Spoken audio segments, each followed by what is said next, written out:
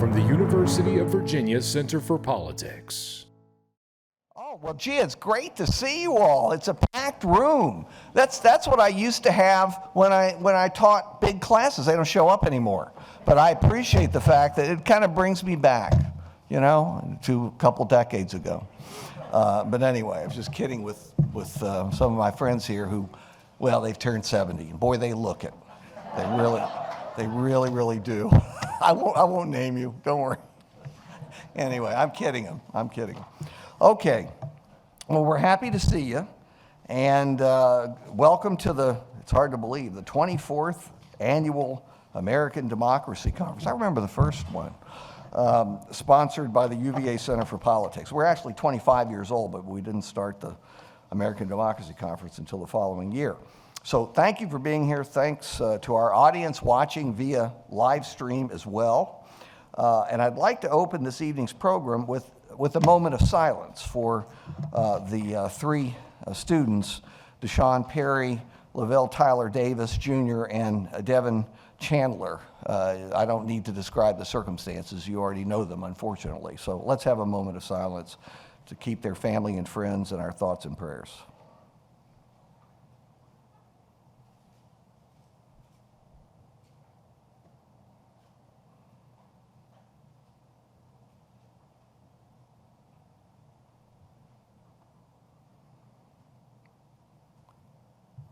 It's hard to understand senseless murders, isn't it?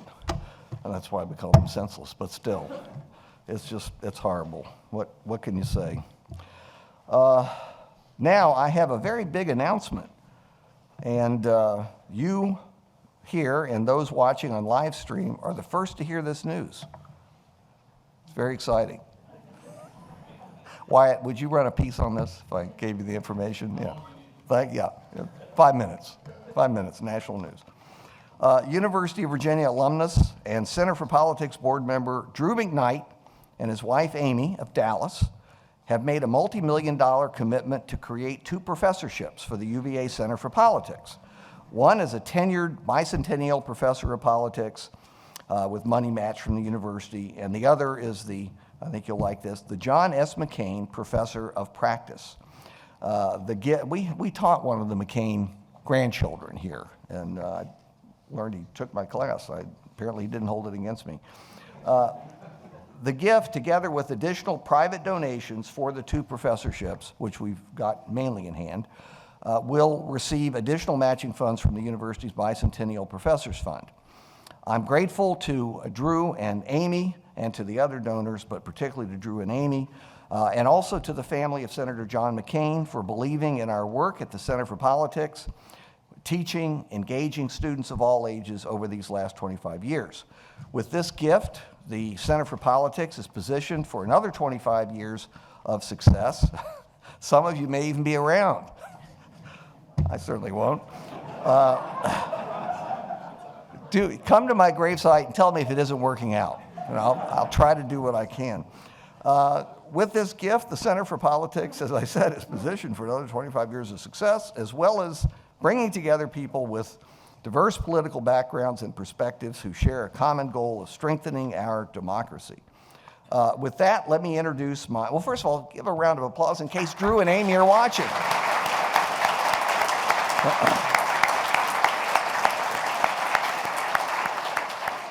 I don't even want to tell you how young Drew is. It'll just depress you, that he's doing very, very well. But we're proud of that at the University of Virginia and glad he's interested in democracy. All right, let me introduce my crystal ball team, who are going to give you a rapid-fire recap of the midterm elections, and following them, we have a wonderful group of people. I promised them I would not scoop them and name all of these people. I'd like to, because I'm so grateful to them for coming down here and being a part of this program and being so supportive of the Center for Politics. But they'll introduce all of these great people together, some of whom have driven down from DC and taken a break from their jobs of reporting. And, Wyatt, you remember that. So it's intense, and we appreciate that. Okay, now, Kyle Kondik is managing editor of the Crystal Ball.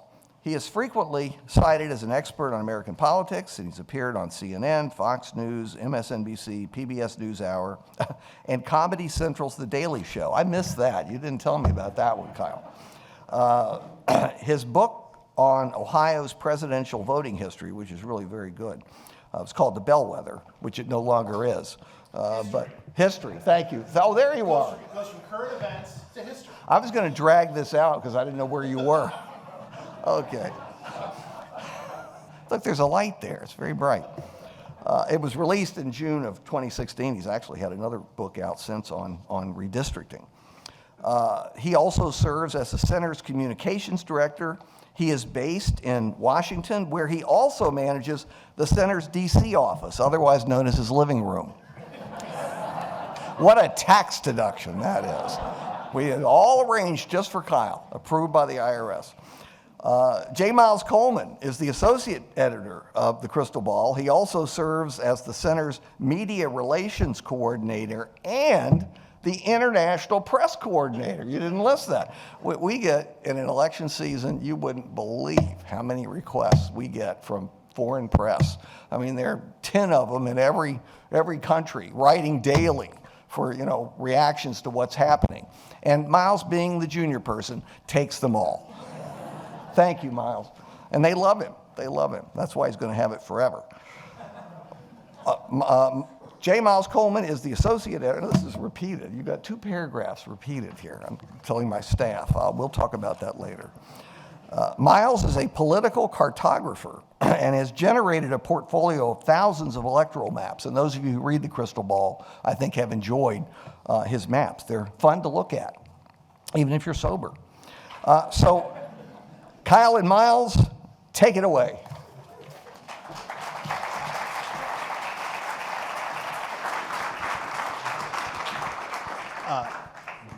Thanks to everyone for coming out tonight. As I've unfortunately had to use this joke many times so far this fall, but I'm suffering from a case of my kid started daycare-itis, so I'm a little under the weather, as some of you may know from your past. So apologies for that. It's not COVID. So we just want to talk a little bit about what happened in 2022, and then we'll go into the panel. And I think for all of the kind of hand-wringing about what happened and the fact that the Republicans really didn't do as well as they could have or should have done, this midterm still fits into the usual pattern as to what we often see in midterms, which is that the midterm is sort of the engine of change, particularly in the U.S. House of Representatives, and that the midterm often serves to put a check on the White House, as in fact it did in this election. The House has changed hands a dozen times since 1900. This was the 12th time since 1900. And 10 of those 12 have come in the midterm year as opposed to the presidential year. And so, 06, 2010, 2018, 2022, it all fits in there, and that, the Republicans did win the House just by not a particularly impressive margin. There are a couple of technically uncalled races. It looks like it's going to be 222 to 213 Republican, which is the exact opposite of what the Democrats won in 2020, which was also 222 to 213. There's still going to be some, final votes counted and also calculations to be done to sort of account for unopposed districts and other things like that. But it looks like the overall House popular vote, the total number of votes cast for Republicans versus the total number of votes cast for Democrats, it's probably going to be like Republicans by 3 points or so, maybe a little less than that when it's all said and done. That too is kind of an exact reversal of what happened in 2020, where the Democrats won the adjusted House popular vote by 3 points. And so you've got like a 5 or 6 point swing from 2020. And I think had you said that sort of before the election and known that was going to happen, you might have thought the Republicans would do better. But what happened was a lot of the changes were sort of unevenly distributed across the country. The Republicans, took some red districts that were really Republican, and they got even more Republican in the election. They also overperformed in a lot of deep blue districts in urban areas, places that, they're not going to win, but maybe they went from getting, 25% to 30% or something like that. And you also had different things happening in different states. Like if you just look at what happened in like New York and Florida, you would have thought, oh, this is like a huge red wave here. The Republicans drew themselves a 20-8 House gerrymander in Florida, and that's what they ended up getting, although they even came somewhat close to winning some of the seats that they had drawn that should have been easy Democratic seats. The Republicans picked up a bunch of seats in New York. However, the Republicans were hoping that they would make inroads into New England, for instance. This was just the latest election. This has happened several times in recent memory, that the Republicans did not win a single House seat in the 6 states of New England. And also, if you look at what I think, and again, as a native Midwesterner, maybe I'm biased here, but electorally kind of the most important region, I think, in American politics going back for a long time is sort of the Midwest. Pennsylvania is not technically part of the Midwest, but you can sort of lump it in. And if you go from the eastern Pennsylvania, like the Lehigh Valley, all the way to the Mississippi River across the north, you look at all those House races, the competitive ones, the Democrats won almost every single one. And what I think is interesting to think about is the Republican Party thinks about what its future is and whether they want to nominate Donald Trump again or whatever. And that is that, Trump did, I think, make some changes to the Republican electoral coalition that was helpful in certain places, not like a Virginia or an Arizona or a Georgia, but places that are kind of largely white, places where you've got a lot of white voters without 4-year college degrees, which is a demographic that has been zooming toward the Republicans in recent years, particularly with Trump. And a lot of states that sort of fit that categorization are in the Midwest. And you just saw this very kind of weak performance for Republicans for a number of different reasons across the Midwest. And midterms are not predictive necessarily of what happens in the next presidential election, but a lot of those key states, Pennsylvania, Wisconsin, Michigan, they're going to be at the heart of the Senate map in 2024 and also the presidential map and the House map. And if you're a Republican looking at that region, things didn't really go all that great. Just a few other kind of big picture takeaways on the House. There were, and this is going to be an article in the Crystal Ball tomorrow, out of 435 seats, there were only 23 that voted for a party for House that was different than how it voted in the 2020 presidential race. And this is how Republicans won the majority. They won 18 districts that Joe Biden had carried in 2020. The Democrats only carried 5 districts that Donald Trump had won in 2020. And so that difference of 13, that's where the House majority is sort of won and lost. I guess looking forward, you could say, well, that means maybe the Democrats could potentially win the House back in 2024, given that the Republicans are a little bit overextended. But of course, that'll be conversation for the 2024 cycle. So let me hand it over to Miles here. Yeah, sure. Thanks, Kyle. So after the midterm, someone pointed out to me that this was the best midterm for a Democratic president since JFK, his midterm in 1962. And my answer to that was, okay, well, it looks like the Democrats have found a way to have a good midterm. They just need to nominate an Irish Catholic. But I know Kyle talked a bit more about the House, but some of the statewide races for Senate and governor were also very interesting.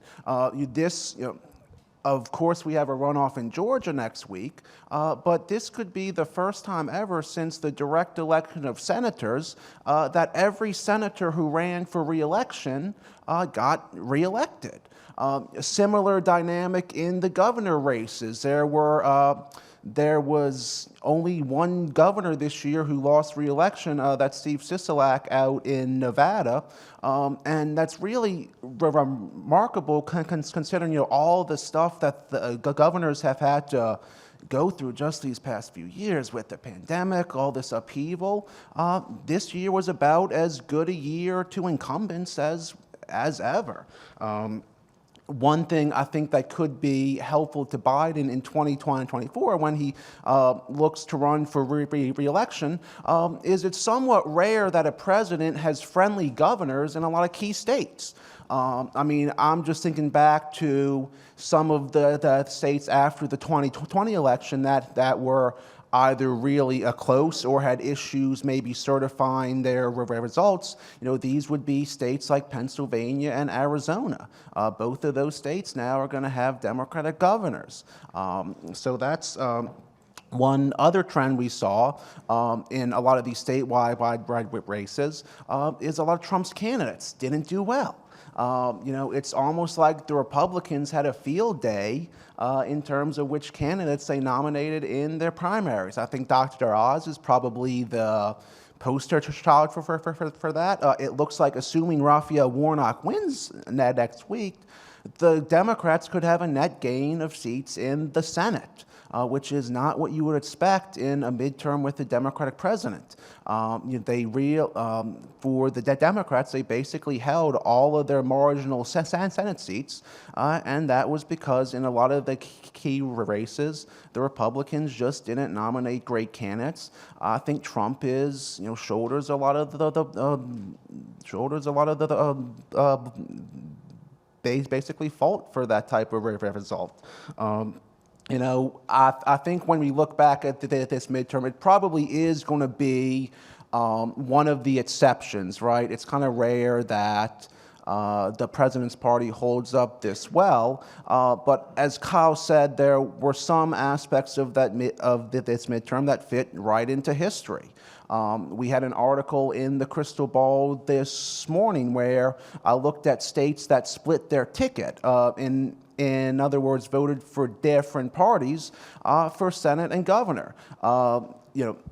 Again, assuming Raphael Warnock holds on in Georgia, there are 6 states that split their ticket this year. Well, that lines up exactly with 2018 and 2014, which were the last few midterms. And I guess I'll kind of end on Georgia. So in our view, Georgia is going to be really the first Senate election of the 2024 cycle. What we mean by that is, it seems like every election cycle we look at the map of which states are up for the Senate.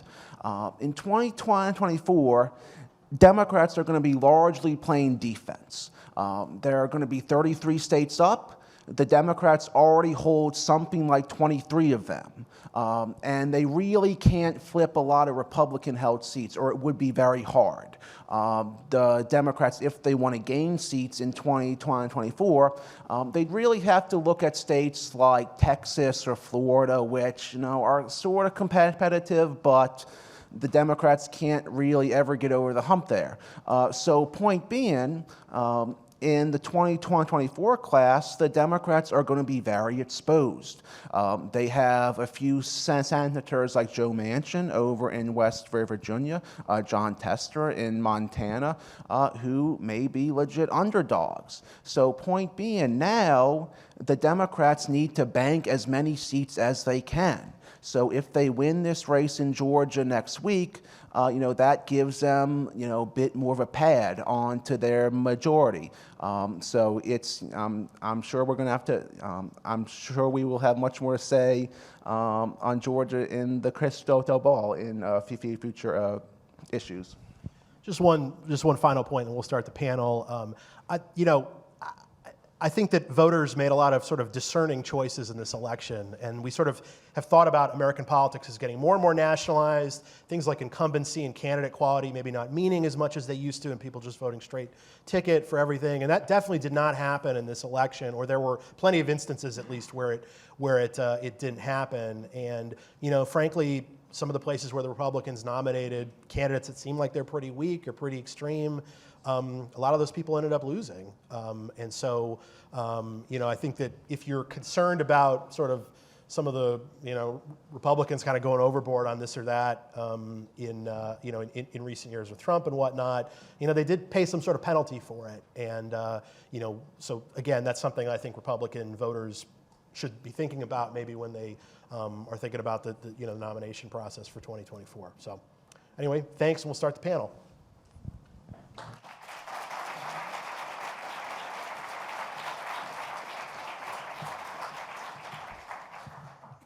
Good evening. My name is Claire Getty, and I'm an intern with the Center for Politics this semester, and I'm so excited to introduce the moderator of our first panel.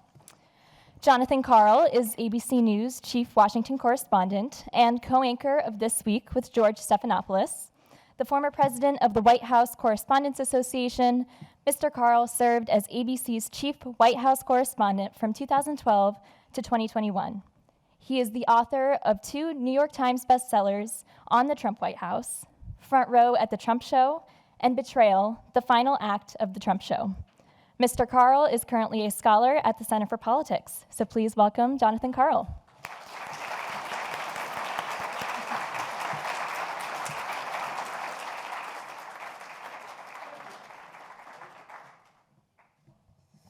Thank you. And we can bring our panel down. We've got everybody. First of all, I just want to say what an honor it is to be down here in Charlottesville at the Center for Politics.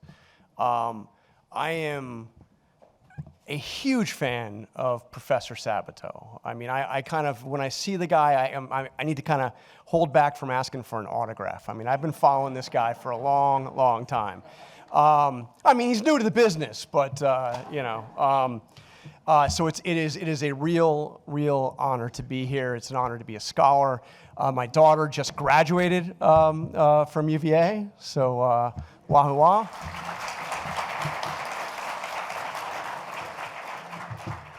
I see Wyatt is here, one of her great professors. I mean, this is it's truly an honor to be here. So we've got a great panel, and we even roped in an extra person. I hope that's okay.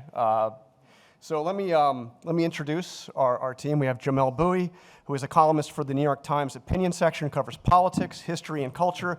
He is very smart to be based right here in Charlottesville, and he is a UVA graduate. Let's see, we have Tara Setmeyer, who I have known since 1996, one of the smartest political analysts out there. She is currently a senior advisor for the Lincoln Project.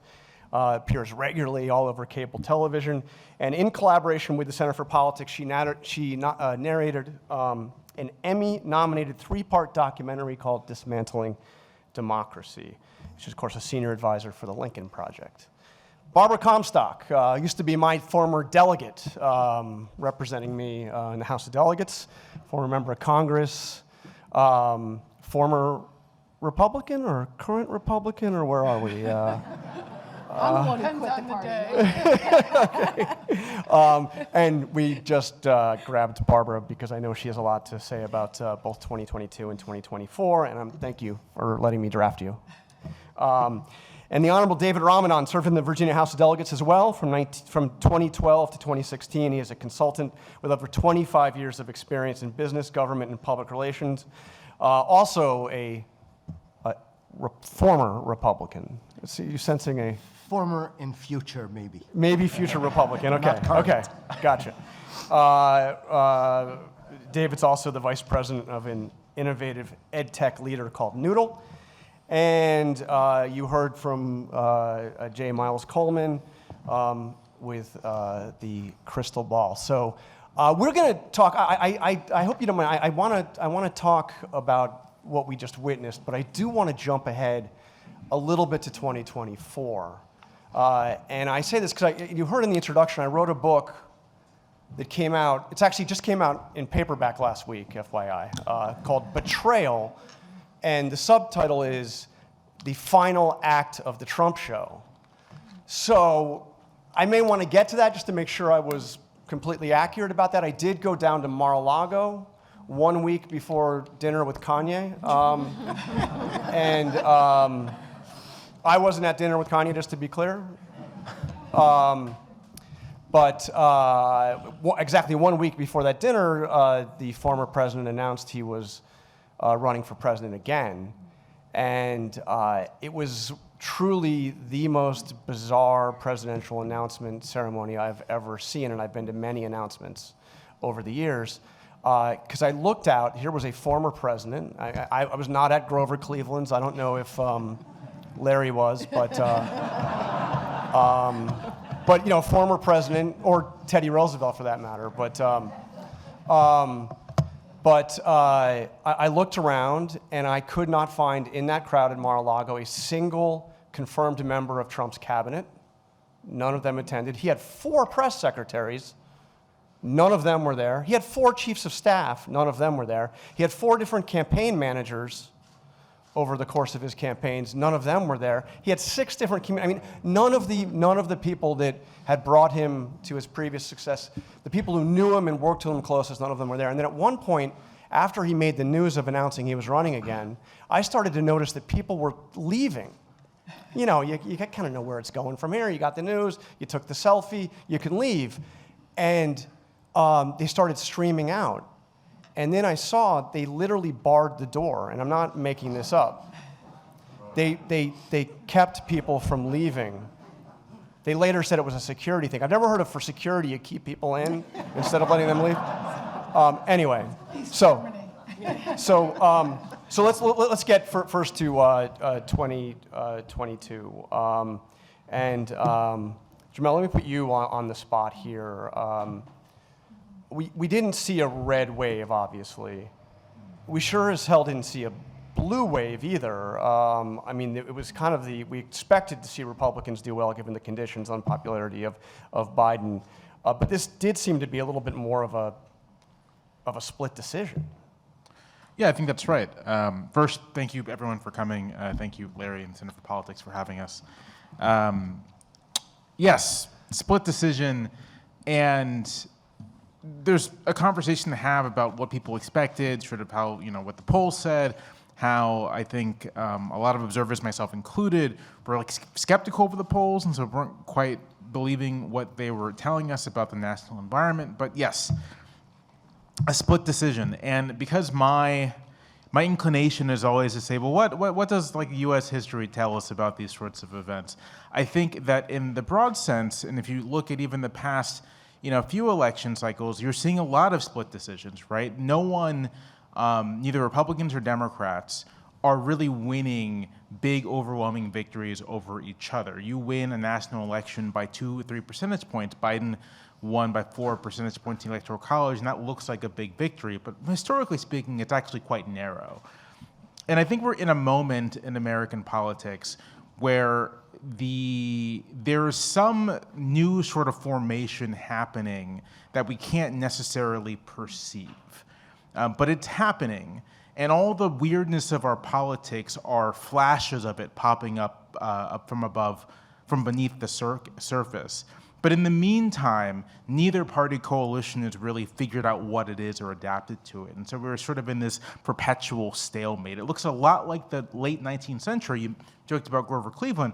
But the fascinating thing about those elections is that they're very partisan and very polarized, not ideologically so much, but Democrats voting for Democrats, Republicans voting for Republicans, not that much crossover. But the margins are just so narrow from election to election, from race to race. And it really takes a set of very significant changes in the national environment, changes in the party system, changes in the economy, right, to break a stalemate that lasts pretty much 30 years. And I feel like this is the most pessimistic thing I could possibly say. We may just be in the middle of this weird period of American politics where no one's really going to win and everyone's really angry about it. And then after that, maybe something will happen, and that creates a new settlement and a new axis for politics to revolve around. Long answer, but that's what I'm thinking. Well, that's really encouraging. Tara, I know you worked hard with the Lincoln Project on this as a band of disgruntled current and former Republicans. Why was this really Trump's fault? I mean, is that I proclaimed him the biggest loser of the election on election night. But is that really what was going on? He obviously wasn't on the ballot. Right, but as we all know, and as Jamel said, thank you very much for having me, and I'm thrilled to be back again here at UVA. Absolutely, it's Trump's fault. And I'm not the only one who said that. Lots of Republicans said that on election night. We saw it, we heard them. We saw the panic and the dismay on Fox News and across the right-wing ecosystem. And I've said this for a very long time, that as I spent 27 years in the Republican Party. I went to George Washington University, came in as a very wide-eyed and bushy-tailed college Republican. I was vice chair of the college Republicans in 1993. I was all in until Donald Trump came on the scene, and I said, there's no way Republicans are going to allow this. That was 2015 and 2016. I was wrong. After Charlottesville, I gave some grace to some people in the beginning who thought, well, Trump could be managed or whatever. And I was like, okay, I'm from Jersey, so I already knew. But they didn't want to listen to me. Okay, fine. But after Charlottesville, that was it. That was the first inflection point where Republicans had a chance to finally say, you know what, maybe we made a mistake. This isn't our guy. No, they doubled down. Then there was Helsinki. They doubled down. Then there was the election lie. I mean, there was a lot of stuff in between, as we all know. But then there was the election lie about denying the election results, and that's when I finally said, that's it. Now we were looking at a constitutional crisis here, and Republicans, the ones that walk so sanctimoniously around with pocket constitutions, waving them around during Obama days, where were they? Nowhere to be found. And that's when I said enough was enough, and I officially left the party in November of 2020, because I thought maybe if the same people stayed, we could reform it, and once Trump lost and maybe start over. That told me that that wasn't possible at the time. And then obviously January 6th happened, and that just solidified my decision, and here we are. Now, all those points were times when Republican leadership and those who know better, and some of Barbara's old colleagues who knew better, then that's when they finally could have said, okay, that's it now. I mean, an insurrection, people died, it's pretty bad. Nope. They tripled down.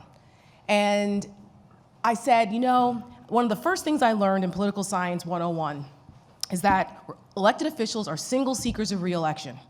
That is what they want to do. That is their goal. That's every decision they make is because they want to retain power, and the only way to do that is to stay elected.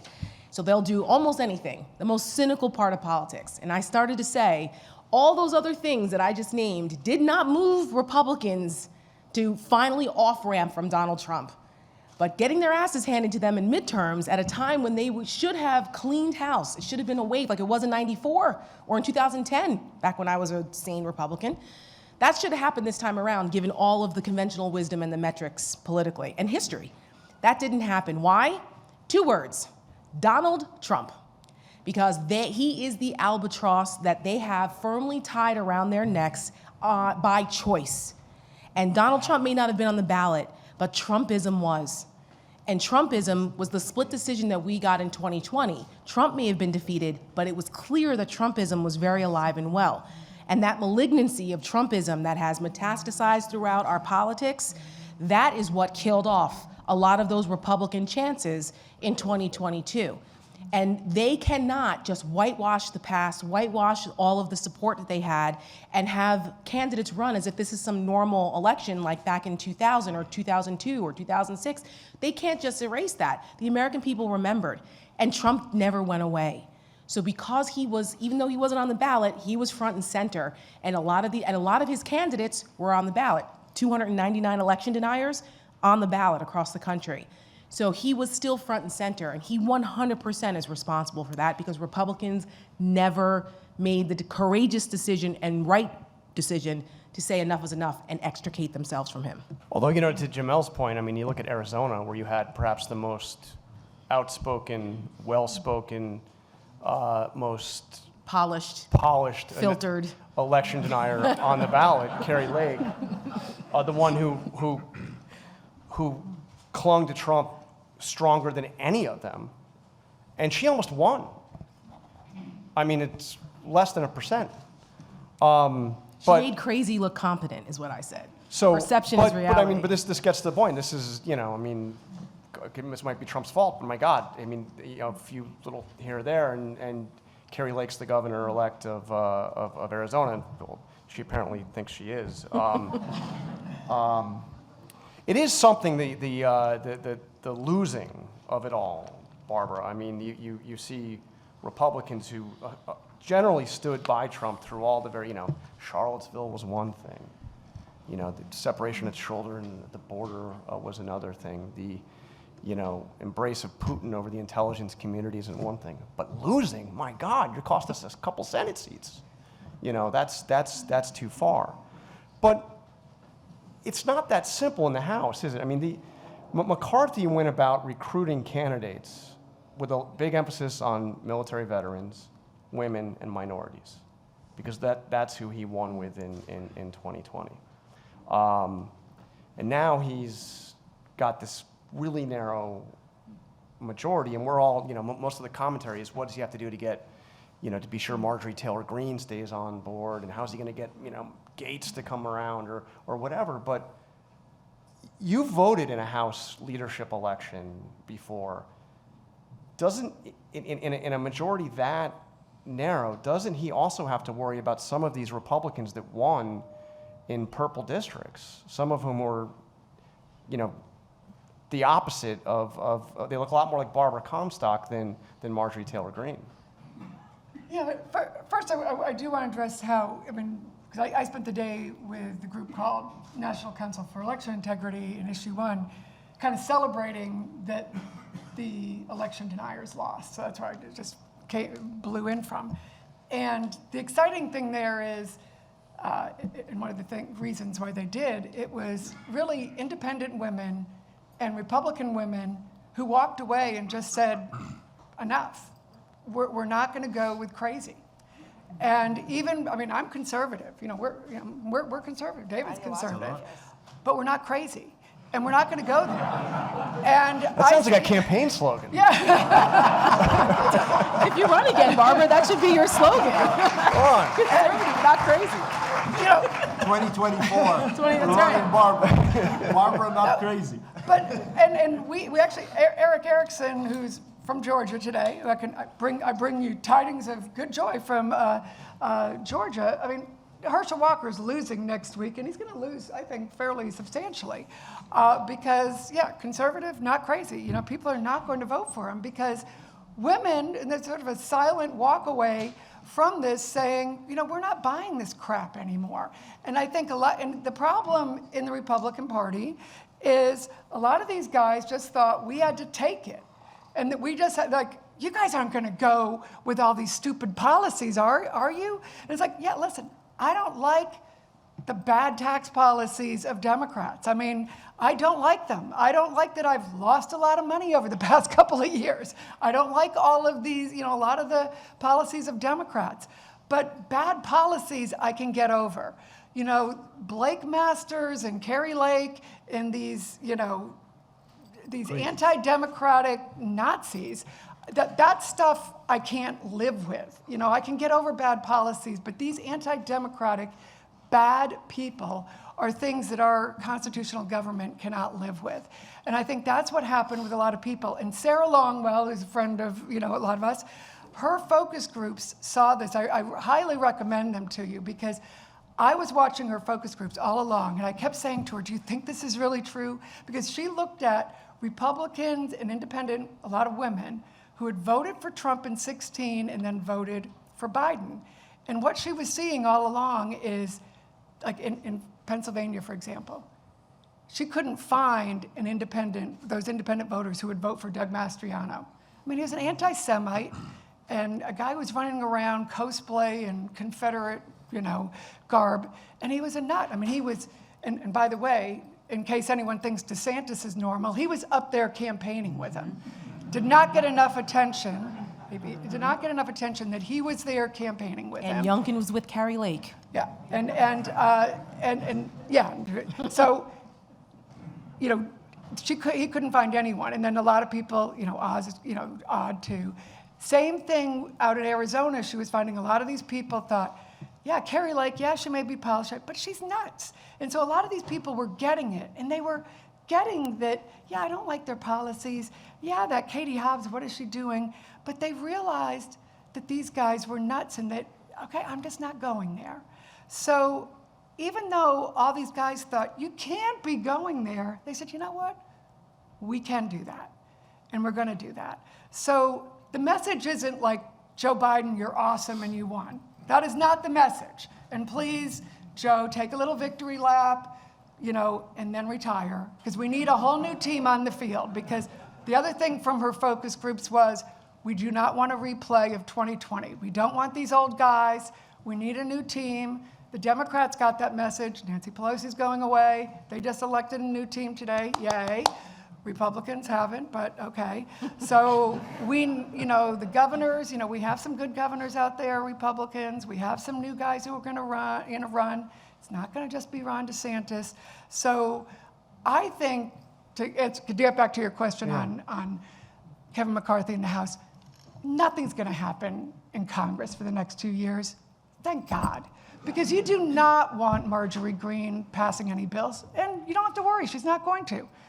Ron DeSantis never passed any bills. Jim Jordan has never passed a bill. He's been there how many years? 12, 14 Are they years? going to elect a speaker? They'll elect a speaker. Kevin McCarthy will be speaker because nobody else wants to be speaker. He will be. Everyone's making a big drama about this. He has to be speaker because they have to have a speaker. Nancy Pelosi only got elected with 216 votes. They'll go through drama, they'll do whatever. Then somebody will go out of the room, somebody will say present, but they've got to, and there'll be however many votes. He will be speaker. I really do think he will be. Because I don't know. Elise nobody Stefanik else. might feel a little different No, about no. that. She's less popular than they are. And listen, everybody hates Matt Gaetz, and everybody hates these loser people who are opposing him. Even if you don't like Kevin McCarthy, you loathe Matt Gaetz and this crew who's against him. So everyone will suck it up and vote for Kevin McCarthy at the end of the day. And he will be speaker. But nothing's going to get done there at the end of the day. They will, maybe stop some of the worst things that they think the Democrats will do, and they'll pass some budgets. Everything that's going to get done is going to get done in the lame duck. Pass the marriage bill, yay. We will hopefully get some money for Ukraine done. They'll get some budget things done. We will get the Electoral Count Act passed.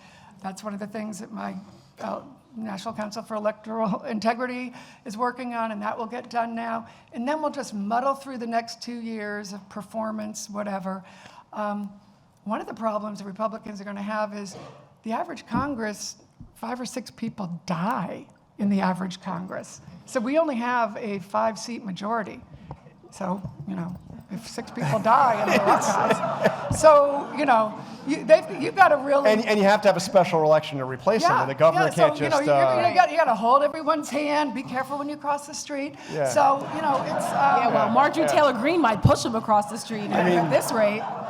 the average age is a little bit younger than the Senate, at least. But, so it's, it's kind of, we're all safe now because, there are grown-ups in the Senate, they're getting things done, and they'll kind of keep things on the up and up. And now the presidential race starts, and I think it's going to be a much wider group of people than everyone's talking about right now. Please do not fall into it's going to be 2020 again. It is not. Trump is going to be indicted soon. Yay. And we just, Says the Proud former Boys. Justice Department official Yes. Barbara Comstock. And thank Liz Cheney for, the great work they did on the January 6th committee. Thanks to that work is why the Justice Department finally got their act together, and they will be able to, the good report they're doing has jump-started this, and they have more than enough to indict him, and it'll be in a DC jury. Georgia might do something too, but we just got, the seditious conspiracy yesterday, and it was a very, good outcome because that jury looked at it. Some of the counts they didn't go with, some of the defendants they didn't charge, convict them on everything. Those DC juries take it seriously, and, Trump's going down.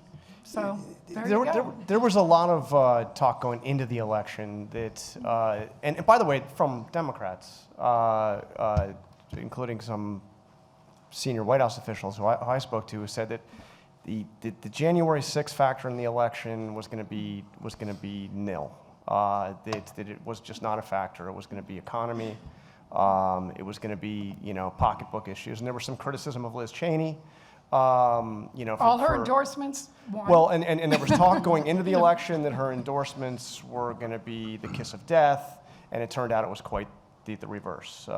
She went, in Arizona, she did an ad out there, and she got a letter of thanks from Carrie Lake saying thanking her for her in-kind donation because it was going to help her so much that Liz Cheney and then Carrie Lake lost, and Blake Masters lost, and Fincham lost, and on and on.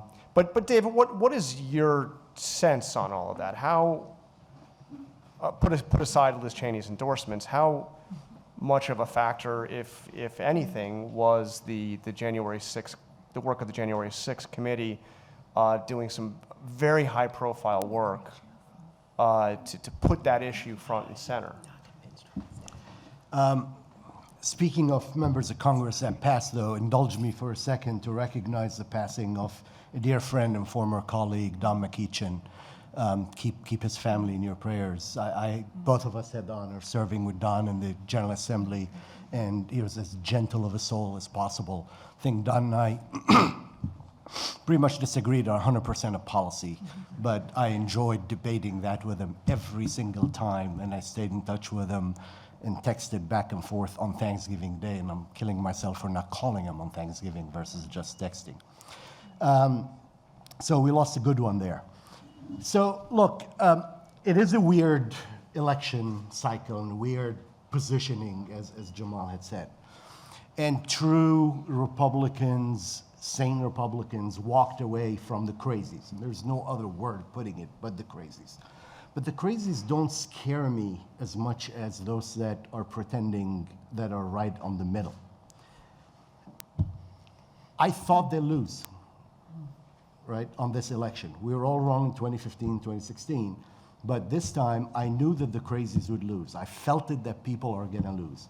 What worries me are not the ones that are going to go hug Donald Trump and take a picture of Donald Trump or the likes of Donald Trump.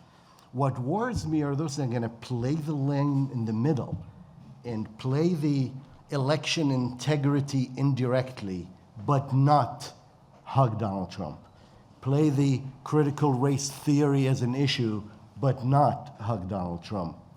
And that's where the danger stays. Like Glenn Youngkin. We had it in Virginia, right? We had it in Virginia.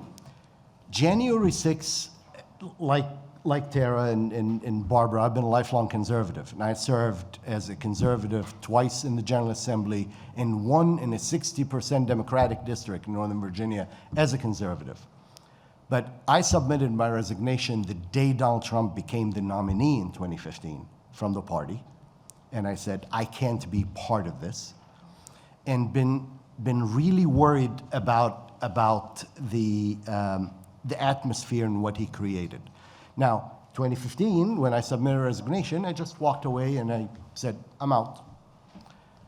January 6th was the line where I said, I'm not just out. Last year, I went out and I worked for Terry McAuliffe to get him elected. It wasn't because Terry and I are friends, we are. It wasn't because I agreed with Terry on policy. I certainly disagreed about 80% with Terry on policy. But like Barbara said, I can disagree with Terry on taxes. I can disagree with Terry on a bunch of things. Those I can live with. They're not going to end my existence and my democracy and this dream that I immigrated for, my entire family immigrated for. January 6th would do so. That January 6th reminded me of Beirut, Lebanon, that I left behind 30 years ago. That's not America. That's not Virginia. So that's the part that scares me. The crazies will lose, and we'll walk away from them. But what's going to be right to the that are in the shape of the crazies, but not calling it straight out?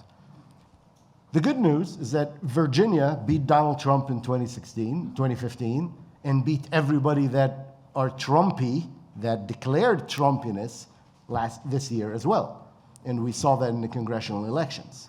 But we gotta stay vigilant on this. Yeah, that's what I would point out. I was talking to a Virginia official who said about the 7th district here in Virginia, because they kept saying Virginia became like a big memo like the week before the election saying, well, if Virginia's 2nd, we know then we've won the majority. Then if Virginia 7 goes red, that's a wave. Nope. And if Virginia 10, it's a tsunami. And I Nope. said, why on earth are they making Virginia the bellwether? Because I thought, that is not going to happen. I mean, it's like, I think I know Virginia. Yeah. And they ain't winning 3 seats, but they... Did you think they would win 2, though? Did you think? No. Yeah. No. I mean, I knew they were going to Absolutely win not. 1 probably, but then Was it that one even redistricting came around? in late. And it wasn't the automatic the way they thought. So I thought, what are they doing? But they really were selling that this was going to be 2, maybe even 3. So they were selling the wave and the possible tsunami. I mean, you know better what they were selling, I think, but they were selling that to us, Republicans. And I thought that was crazy. I said, okay, don't talk to anyone in Virginia who might know. And that was my district. You're not winning it. But so that was crazy. But when Trump came out and endorsed in the 7th, that was unexpected, and they were not happy.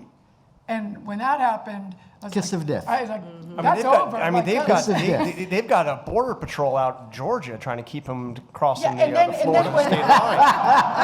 I mean, But the dumb thing they did, like, here's how dumb it was. It's like, you bring Ted Cruz to a rally in Northern Virginia, the guy who shut down the government, to Northern Virginia, like that would be like bringing someone who's saying, let's close down the military to Virginia too. Yeah. You know, it's like, what were you thinking? Like, this There is is a no targeted limit. race, and you bring the shutdown guy to, I mean, it was just the dumbest thing you could do. So There's no limit to there's their just craziness stupidity. or their Yeah, stupidity. yeah. But that's not what I worry again about. Yeah, I yeah. So, I worry mean, about we're those that lucky are they're not dumb, too. hugging Trump and Yeah, going crazy publicly, that are just following the same policies. that's right. And that's what we need to stay vigilant dumb, about. yeah. but speaking of Kanye, Yee. Ye. Sorry. Ye, Speaking sorry. of Ye, Good Lord. you know, he hugged me in the Oval Office, and that Oh, I was the feel day for I you. couldn't. And he was he was Ye at that point still, I guess. So anyway, I still trying to recover from that. But Jamel, you just wrote a column about the way Republicans have responded to the still just. I mean, you think you can't be shocked anymore, but Donald Trump having dinner with Ye after all the horrifically anti-Semitic things he has been saying, and him dragging along a guy who is an actual neo-Nazi to dinner, and you pointed out that we've been through this before. I mean, the most clear parallel was the whole David Duke thing, where Donald Trump avoided saying anything, and David Duke endorses him, and he's like, the KKK, what is this? I've never heard of them. I don't know what that is. But the way Republicans responded to that, and the way they responded to Charlottesville, in large measure, was brave condemnations of neo-Nazism, of the KKK, of white supremacy, and no real, I mean some, but remarkably little condemnation of Donald Trump. And that's what we're seeing now. I mean, Kevin McCarthy actually tried to defend Donald Trump to a degree, said that he had denounced this guy Fuentes 4 times when actually he overstated it by 4. I mean, he had not. Multiple of 4 is not that bad. Times 0. I mean, what does that say to you? Yeah, that says that so back in 2016, I feel like in our memories what happened was that Donald Trump, crushed his opponents in all these primaries and just sort of went, scored goal after goal. It's World Cup, so I'll do soccer for the analogy. Scored goal after goal and took away the World. I don't know, what did they take away at the end of that thing? The World Cup? Is that why it's called that? I think so. I think so. Okay, there you go. They take away the World Cup. He took away the World Cup. But what happened in that primary was that Trump very rarely, especially in those first primaries, ever got past 30% of the vote, right? He had the largest minority of the party, but he never really ever assembled a majority of Republicans until quite late. And if you look at current primary polling, which is, it's very dubious to look at this stuff this early. If you look at current primary polling, you're seeing basically the same thing, that somewhere around 1/3 to 40% of Republicans say, yeah, we'll support Donald Trump for renomination. And everyone else, the majority of Republicans say we want someone else. And that's pre-indictment. It's pre-indictment. The indictment will help him. You're Does the indictment well, it's another It's going to subject. help. but I'm much not- more optimistic than me that Trump is going to be indicted, but we'll see how it plays out. But that's where he stands. And on the one hand, you can make a case, well, all Republicans need to do is consolidate behind someone and find someone who can get all those other votes and beat him in a contest. But on the other hand, if you're looking at it from kind of a cautious perspective of an aspiring Republican politician, national politician, with presidential ambitions, someone who just wants to sort of maintain their position within the party, that is a sign that you do have to tread carefully. If 30 to 40% of the party's voting base still supports this guy for president, you can't actually, if you want to maintain your political position, just denounce the guy full-throatedly unless you lack any kind of broader national ambitions. If you're safe, you have no ambitions beyond where you are, then sure. But if you have ambitions beyond where you are, like Kevin McCarthy wants to be speaker, will likely be speaker, wants to maintain this position of leadership, Ron DeSantis wants to be president, all these people want something else, then they recognize that the Trump part of the Republican base is still going to be there. And I think that the reaction to this dinner, the reaction to Trump's meeting with Fuentes and then all these people is an illustration of how he still has, just by virtue of his voting base, still has a powerful grip on the Republican Party. Tara mentioned earlier Glenn Youngkin going out to campaign for Kari Lake, DeSantis for Mastriano up in Pennsylvania. And that too illustrates what are actually the internal dynamics here. Like it's yeah, we can blame these people, these politicians, for not showing any backbone or courage, but there's this internal dynamic in the party that will reward politicians who show some kind of acknowledgement of, if not outright allegiance to, some of the Trump stuff, and will punish those that do not. And in terms of difficulty of winning, it's going to be much more difficult to try to assemble a Republican anti-Trump majority, as it was in 2016, than it will be to find some way to co-opt that 30 to 40% But and now just that he's add. a loser, I mean, he is a loser, and people are getting tired of the Trump show. And I mean, Jonathan has said he didn't think he would be the nominee or run, which I do think right now he's really 50%. really maybe not running. He's Yeah. running because he thought he wouldn't get indicted if he runs, which he's wrong He can about. pull a Eugene Debs. He can just campaign from And- prison. Right, but he's That's right. Matthew Lyons. and he's wrong about that. Yeah. And ultimately, he's running because he's got a bunch of grifters around him who want to make that money around him, and he wants to raise more. So this is really just a financial operation. But this It's a whole was operation- true in 2016. Yes. No, I know. I mean, and even the extent to which he's an I get that, anti-establishment but- figure. But there's these people, but there's people now who are sick of losing. Like in Virginia, when Glenn Youngkin won, there were a lot of people who were Trumpy people who kind of got excited, like, oh, we can have somebody different who's not like him. And also, I was at the mall the other day, and somebody who is a pretty Trumpy person who knows I'm not, and actually, since I never am on Fox News, there's a lot of people who don't know, like, I'm an anti-Trump person, actually, in the Republican world, because They only watch Fox News. yeah, so they don't know, and so they can come up and say, but this person came up to me and said, I think it's a Republican woman person who probably would have voted for Kari Lake if she was in Arizona, would have certainly voted for Trump, and I think we're going to get rid of Trump finally. I was totally shocked, gave me a big hug. I think we're going to get rid of Trump. So I think I think we'd like to win again. So I think it's going to be like in The Wizard of Oz when, after the witch melts, they all go, thank you, Dorothy, thank you, Dorothy. He's finally gone, and, they were going to kill you right before, but then once the witch is melting, thank you, Dorothy. So I Thank do. you, Yeah, Liz but- Cheney. but Is wait. this Yeah, Liz Cheney, thank you, Liz Dorothy in Cheney. this? She didn't do it by herself. though, But I do think there are people ready to switch over and change if there's just a few people who will stand up and change. I was with Zach Wamp, who works with me on this Council for Election Integrity. He has 2 kids who just won election in Tennessee. Anti-Trump kids. One who ran for mayor in Chattanooga, one who was a district attorney. They ran as anti-Trump kids in red, Tennessee. Okay, small little races, district attorney And Chattanooga. And So Chattanooga. it's a city, So there's so- urban. yeah, so, but they had Trump opponents, who were, endorsed by the Trump mafia, who claimed stolen elections and all these things. Yes, it's harder to do. Yes, you can. I mean, Brad Raffensperger did it in Georgia. Kemp did it in Georgia.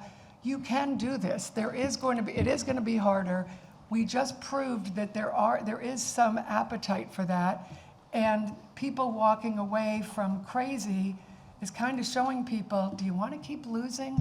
So I think there is a model here for a few people to stand up, and it doesn't mean it's not just a DeSantis model. I'm not as convinced. I have a question for Miles on this, I'm but not as first, convinced. Tara, I know you Yeah. want to jump in on this. Just I really, see you really quick, from- really quick. As somebody who's been trying to build that coalition against him, Yes, I see you. yeah, see you jumping in. I'm not as convinced. I'm not as optimistic as Barbara is that Trump is withering on the vine right now. He's not. To Jamel's point, he still has at least 30 to 40% support, and the 30%. primary is a completely different beast than a general election. And as long as he still has acolytes like Ronna McDaniel and others and state party chairman in his corner, they can rig the primary system. They can make it so it's very difficult for others to challenge him. Also, the absolute money grift, people have no idea the incestuous relationship with WinRed and how much money they pull in by Donald Trump. 90+% of the fundraising letters, fundraising solicitations that came from the NRC, the NRCC, the RGA, all mentioned Donald Trump. So he's a cash cow for them also. They're not ready to put him under. Now, if you have what we had in 2016 and there's 10, 12, 15 vanity candidacies on the Republican side, okay? Like, people who, Bobby Jindal, all these people who didn't have a snowball's chance in hell of ever winning anything, staying in the races and splitting the votes, you're going to get Donald Trump as a nominee again. So Republicans, Mike Pompeo and Nikki Haley and Mike Pence, God bless them, they don't have a chance, okay? They don't have a constituency. Chris Christie, come on, buddy. You got vanquished once already. You think you're going to win this time? Nice try. No, he's just out there to jump on. But anyway, all of these people, they think that this is their moment, that Trump is vulnerable, this is their moment, but they're going to split the vote again. So unless the Republicans can coalesce around one or two people that could possibly take out Trump, which I don't see them doing now, he's still a formidable candidate. And yes, there were lots of crazies that lost, but there were also lots of crazies that won. And a lot of those Vichy Republicans and the enablers that David's worried about, they're still there. Okay, they're still there, and that's the reason why they didn't speak out against Donald Trump having dinner with Nick Fuentes, who's one of the most despicable human beings on the planet. And not one Republican, for the elected leader Republican, took a week for Mitch McConnell to say the bare minimum, a man who didn't defend his own wife. Okay, didn't defend his own wife against Donald Trump's racism. Took him a week to say the bare minimum. Kevin McCarthy still isn't, because the little piece of soul that he still has left that he's selling off to the rest of the MAGAs to get speaker, he's willing to say or do anything. And that's a problem. That means that they're not ready to offload, because if they were, they would have taken a stand and said enough is enough. Now by they know we're all gone, and you're going to lose the general if you do this. But here's the Is thing. Vichy a Republican trademarked already? Yeah, get that website, get that URL. But here's the thing that's kept your former colleagues up at night since 2015, since Trump first got in and first showed that he had a following and a loyal following. Because nobody thought he could win in 2015 either. I mean, when he got in, but they saw. We were all wrong. We were all wrong. Okay, but the thing that kept Republicans up at night was that he would lose the primary. That they were fine with that, but that he would walk across the street and he would declare he was running as an independent. And he would doom the chances. And Reince Priebus went around this ridiculous. So, I mean, in hindsight, it's just an amazing thing to think about. Priebus went around, and he came up with this contract where he was going to ask Trump to sign a commitment that he would support the nominee. And of course, Trump said, "Well, everybody's got to sign this. I'm not. You got to." So then he went around, and he got all the other Republicans to commit to supporting Donald Trump when he won the nomination, because that's what effectively happened. Yep. It was a contract saying that whoever wins, I will support the candidate. So suddenly, Trump was the very last one to sign and the only one to benefit from it. This time he's going to ask for a pardon. He'll ask for a pardon. Yes, pardon. Yeah, exactly. But in Betrayal, available this week on paperback, I broke this remarkable story, which I think has more resonance now than when I first wrote about it, which is what happened to Donald Trump on January 20th of 2021. He leaves the White House in disgrace, a loser. Okay?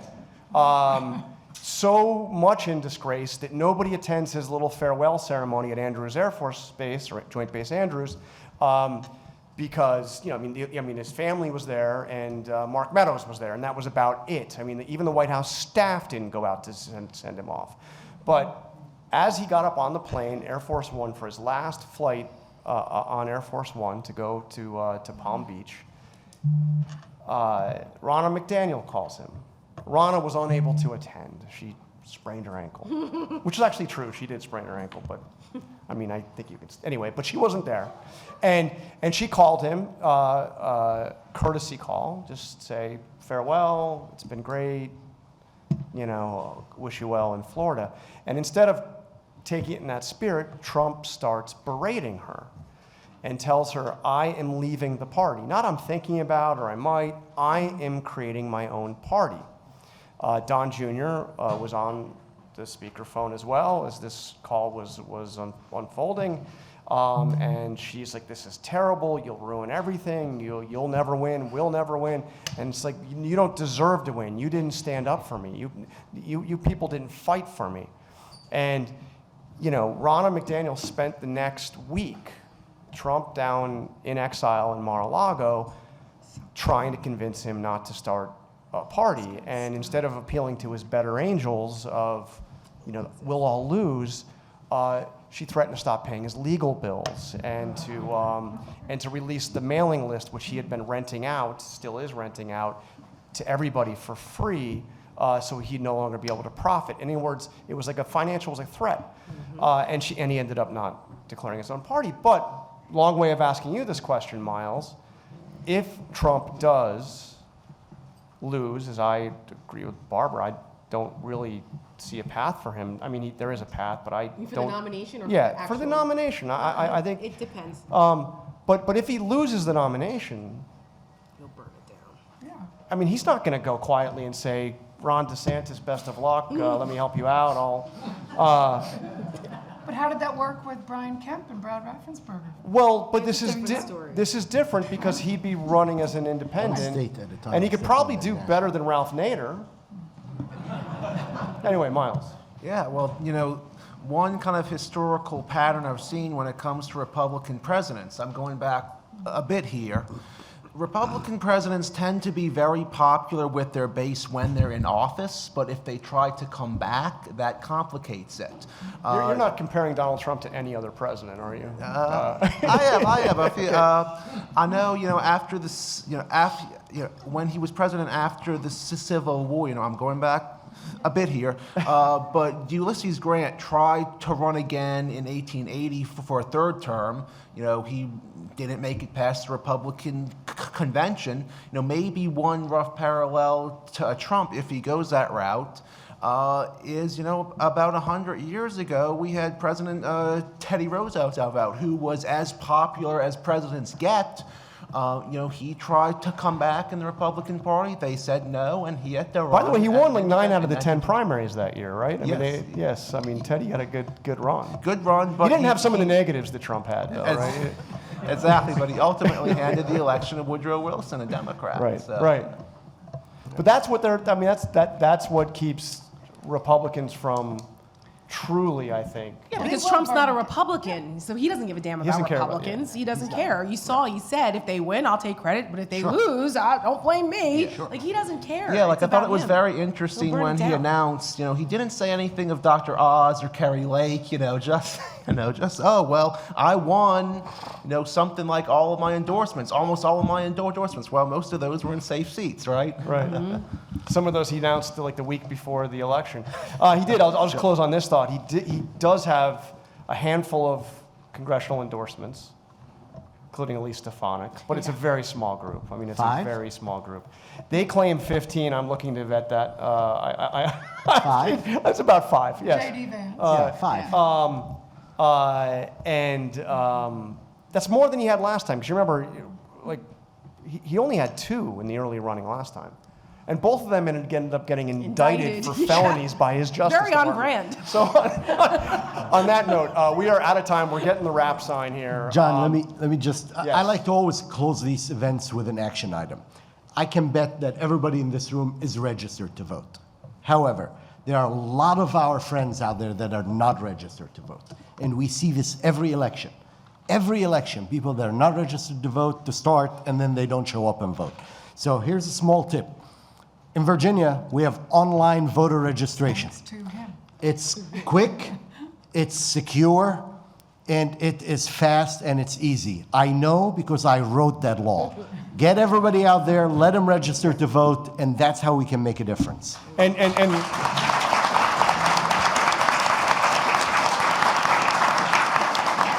on that note, those are not Dominion machines doing the registration. No, very safe. I want to thank our panel. Thank you all for being here. Thank you to the Center for Politics, the University of Virginia. We're going to go right into the next panel. But thank you all. It's been a great time. Thank you.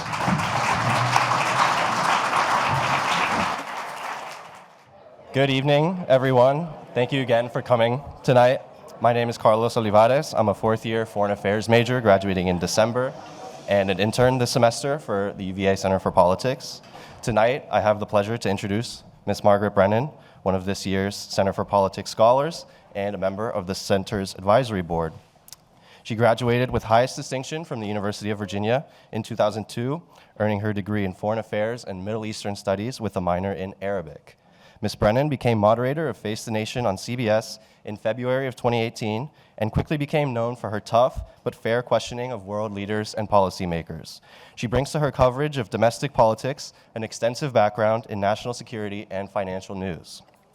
Ms. Brennan joined CBS in 2012 and has held roles as the State Department and the White House correspondent, and she is now also CBS's chief foreign affairs correspondent. Please join me in welcoming Ms. Margaret Brennan.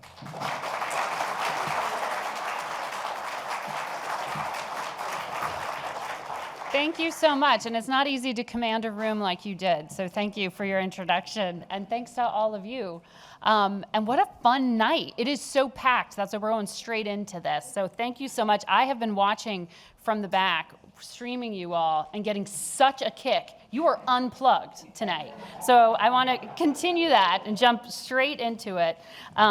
But thank you for having me here, and congratulations to my colleague, John Carl, who may have stepped out, but he did a wonderful job with all of you. I am a moderator of Face the Nation. I am a scholar here at the Center for Politics, and wahoo wah, I am a UVA grad, so having a lot of fun. So it's always a thrill to be back here. The last time I was here was for my 20th reunion just a few months ago, so it's nice to be talking with students and talking to all of you. So you already met some of our panel members, but I will introduce everyone here. You've been hearing from Jamel Bowie, who is a New York Times opinion columnist. He is also a CBS News contributor. You've been hearing from Tara Setmayer, who's at CNN. As of course, you've been hearing from Barbara Comstock throughout. The former congresswoman. And do we still call you Republican? Because I heard what you just said. Just don't support election deniers. And then Kyle Kondik, who's managing editor of Sabato's Crystal Ball, has just joined us. He's frequently cited on a lot of the television networks and serves as the center's communications director and is based in D.C., where he manages the D.C. office. So I want to jump into Barbara, Congresswoman, I'm so sorry. No. Call you Barbara. In terms of the midterm election and what it means for 2024, it has ushered in new leadership for the Democrats in Congress, and it set the table for kind of what may look to be a messy 2 years for House Republicans, who will have the majority. How do you think that positions Republicans for the next round of elections going into 2024? Is this their race to lose or to win? Well, it depends on how they, what the message is that they take. I think in Congress, because the people who are now in the caucus, because sort of all those, sort of the races that weren't run were probably more of the suburban seats that would have been more of the, a lot of those seats that should have been sort of moderate seats. Candidates weren't in them, so they hence lost. But you have a smaller caucus than expected, but more sort of Marjorie Greens in that smaller than expected caucus. So you're not going to have a lot of moderation in it. So they're still going in. You've heard a lot of, they're talking about 30 or 40 investigations. And I used to, in a previous life, I was a chief counsel on a chief investigative committee. I did a lot of investigations. You cannot do 30 or 40 investigations. If 3 or 4 would be reasonable. If you're doing 30 or 40, you're doing none. So that makes, you're not going to, at most, you're going to have like 70 or 80 staff, so there's no way you can do But this 30 is or what's being 40. said leading up to January 3rd. Yeah. A key date on the calendar, Yeah, right? so that makes no sense. So, But you actually yeah. think that's going to happen? That the next 2 years are just, it's gridlock and it's fake investigations? Yeah, you're not going to, I don't think you're going to be getting a lot done in Congress. So I do think in terms of where you're going to look to see leadership is more in the states. Before I was in Congress, I was in state legislature in Richmond, and I loved the state legislature. And I knew that before I went into Congress, because that is where you get more things done. You hear from someone like Chris Sununu or Asa Hutchinson, who was a governor, and it was also in Congress, that that's where things get done. And it is where things get done. They balance budgets, they pass bills. And when you listen to the governors, our Republican governors are the people who won. Chris Sununu won, Governor DeWine won, Governor Kemp won. Asa Hutchinson was a 2-term governor.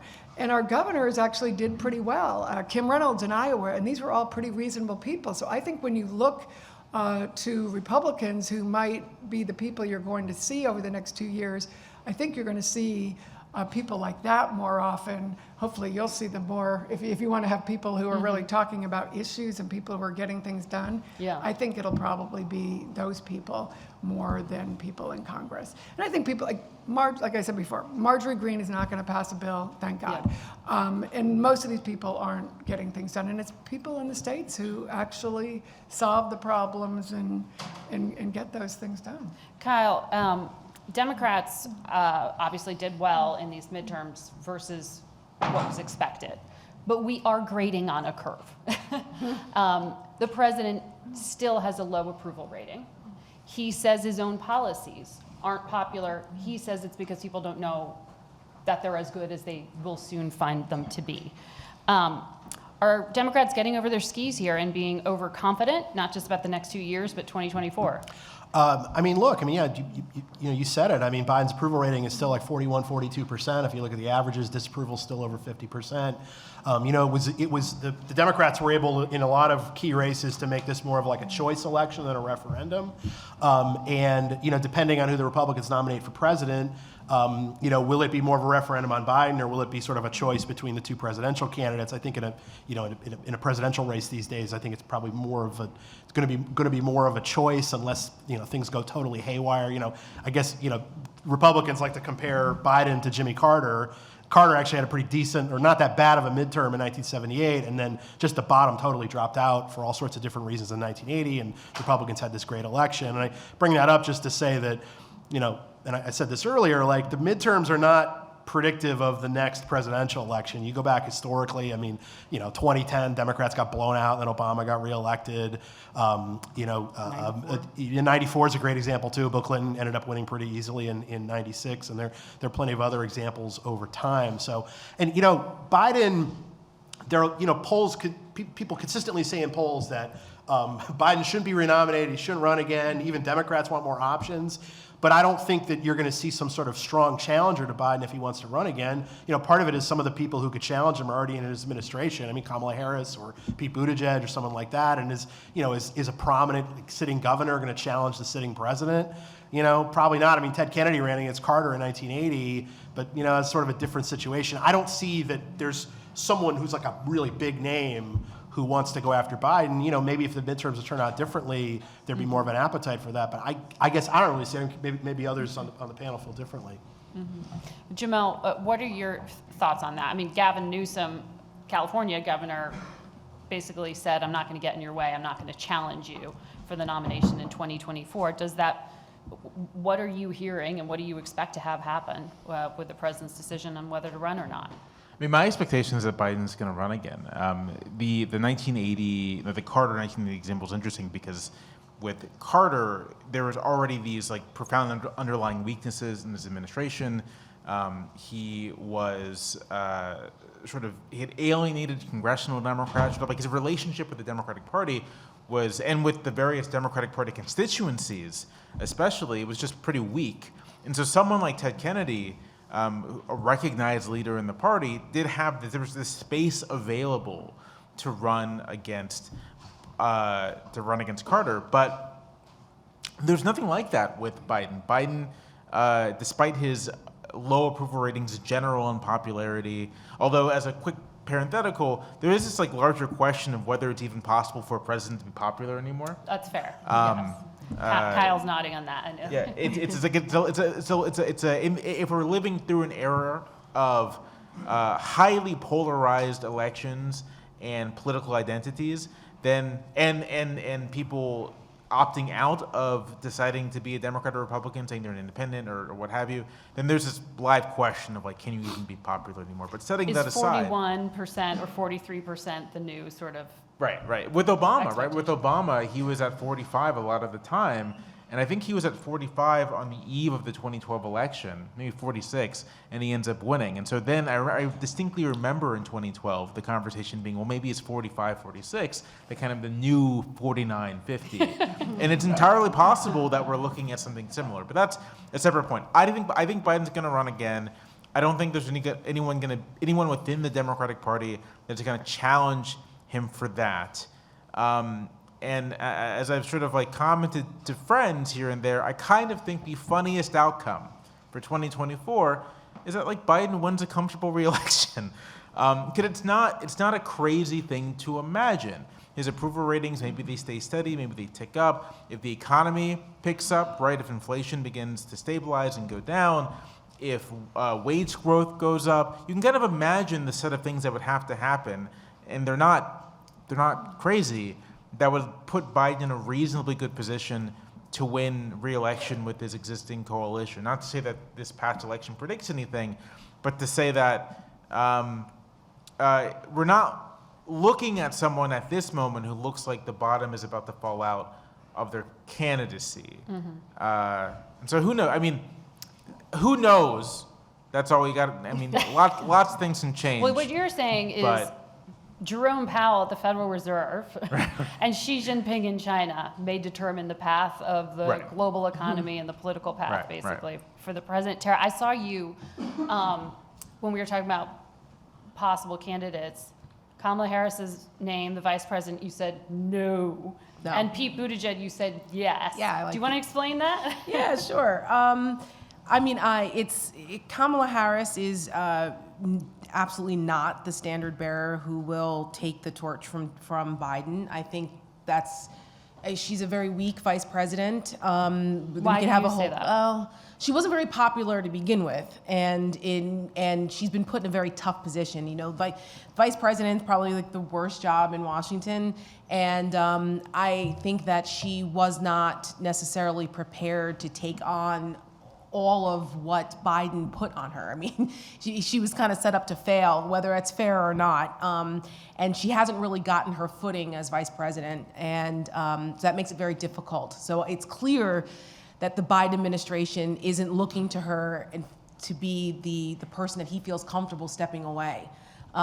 So the decision for him at this point, I think the midterms may have changed his calculus a bit. He may have been leaning toward not running if the midterms had gone poorly for the Democrats. Now he's probably in the strongest position he's been since he won. He actually has accomplished a lot. He has a record to run on. To Jamel's point, the attractive things in this country, if they get better, will solidify Biden's position. His approval rating has gone up somewhat. It's still under 50%, but it has gone up somewhat. And he can sit back and watch Republicans and the internecine warfare that's about to take place, and just sit back and watch them duke it out. And in Congress, I spent 7 years as a communications director in Congress, and I can tell you right now that the next 2 years are going to be very ugly in the House.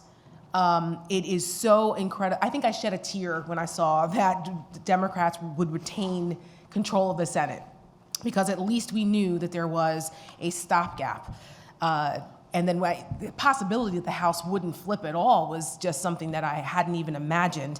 But once it went over, I said, okay, but at least we know everything goes to die in the Senate, including crazy. So this time, at least Democrats have control of the Senate, and there's a stopgap there. But the House, Jim Jordan is about to be the chairman of the Judiciary Committee. You want to talk about 30 investigations. Jim Jordan his whole life is about owning the libs in these investigations.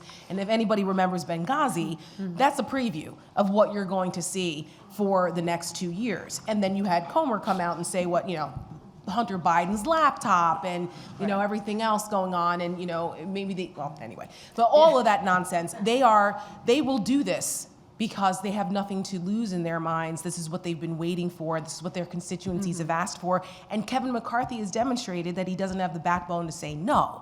So if he is speaker, I'm still not convinced. Barbara and I will never agree on this. I've been saying this for a year that I don't think Kevin McCarthy will ever be speaker. He lost it the first time. And, who would be? I mean, you have to be careful that people like Steve Scalise and Elise Stefanik or someone else outside, who knows? We haven't had a multiple vote for speaker in quite some time.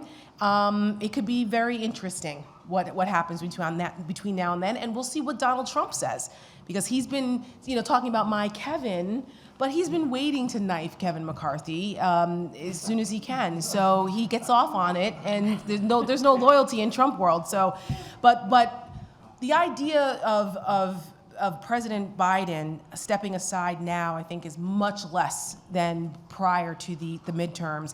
And he's very close with his family. They will over the Christmas holiday, they will get together into Delaware and decide. Dr. Biden is his closest advisor, along with his sister, and they will decide. And I think that he will, in fact, run again. And Pete Buttigieg, I said, you wanted to know why I nodded? I mean, if Biden steps aside and decides not to run, or something happens and he's physically not able to run, then I think someone like Mayor Pete he will always be Mayor Pete, even though he's a secretary now. But he is someone that checks a lot of boxes, and he's the future, I think, in a lot of ways, and he can communicate well. He talks like a normal person, and that makes a huge difference to people. Democrats have a lot. I mean, they have a deeper have bench. governors too. I mean, They have a deeper bench. Go to my governors. I mean, Gretchen Whitmer. Because again, Republicans. I thought Biden should have picked her for vice president. Some really bad candidates out there. She just swept. The whole state of Michigan did a great job, and she wasn't really looking like such a star, but she really shone, and they gained the House and the Senate in Michigan, and she really is, kind of upped her game in Michigan. I think Governor Polis in Colorado really kind of came out, and he's kind of dissing DeSantis and saying, hey, I'm not a governor who goes out and picks on business. I like business. He's attacking Disney. Hey, why are we doing that? That's not something you should be doing as a business-friendly guy. And then I think Josh Shapiro in Pennsylvania, if he doesn't run for president now, he certainly will be in the future. I mean, he ran one of the best textbook campaigns that kind of got missed because he was running against such a booth that he was going to win from the beginning. But I think Biden would be really smart not to run, and I think he could really end his tenure as president as both popular and get some really good stuff done if he decided not to run and He say... said today, I don't know about that, when someone shouted 4 more years. Yeah, because what he could do is I don't say... think he wants to necessarily, but he doesn't feel comfortable who's going to take over. I'm not going to run, and here's what I want to do.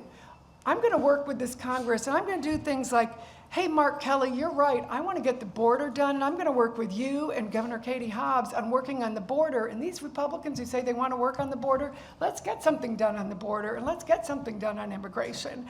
And let's get something, I want to work on Ukraine because I've got these Republicans like Mike McCall and these in the Senate who say we want to work on Ukraine, and let's work together. And he could really call their bluff on a lot of these things. He could go down to the border now on Texas and say, let's get all these things done. And he could do it in a way where I'll take the heat, I'll triangulate because I'm not running again. Right. And he could get all these things done. Then he could let his governors be the people who are going to run. And I think he could actually get his popularity up, have a nice end to his term, and actually kind of bring the country together and kind of get that space. I mean, I know that it's kind of kumbaya-ish, and I'm trying to get in that. I think people that's what he would to want, have a though. That's what centrist. I think ultimately that's And what that he would be what he wants. ran as. Right, that's as what a he centrist wants, that but a lot of but us want. They don't have a Here's the other thing that anyone to pass it to. that keeps people in my business busy is the unexpected, right? Or what we know is coming, we don't yet know the outcome. I did hear you, Congresswoman, say that you believe the former president will be indicted. That's now before a special counsel on those two investigations, one relating to the scheme regarding 2020 and the classified documents he took to Mar-a-Lago. There was also before the U.S. Attorney in Delaware the case against Hunter Biden, the president's son, which it is not just the political sideshow. It is a substantial case there. And so how does that land in this environment where there's lack of faith and trust in institutions? And what does that do in terms of the impact on the base for both parties? Yeah, and if he gets ahead of that by not running, then if he does get indicted, he's already decided he's not going to run, and he can just kind of be not running, be working, and then that just takes its course. President Biden, you're saying? Yeah. But the Hunter Biden issue for President Biden, he's been able to navigate that, and I think the American people recognize that there is a separation there. And also, I think that they brilliantly navigated the Hunter Biden problem during the campaign. They knew he was a liability. They knew Republicans didn't play fair, would go after him. But I call it the 8 Mile strategy. Anyone who's ever seen the movie 8 Mile with Eminem, at the end, when there's the rap battle, Eminem puts out all of his business and says, okay, now come at me, what are you gonna say? He put it all out there.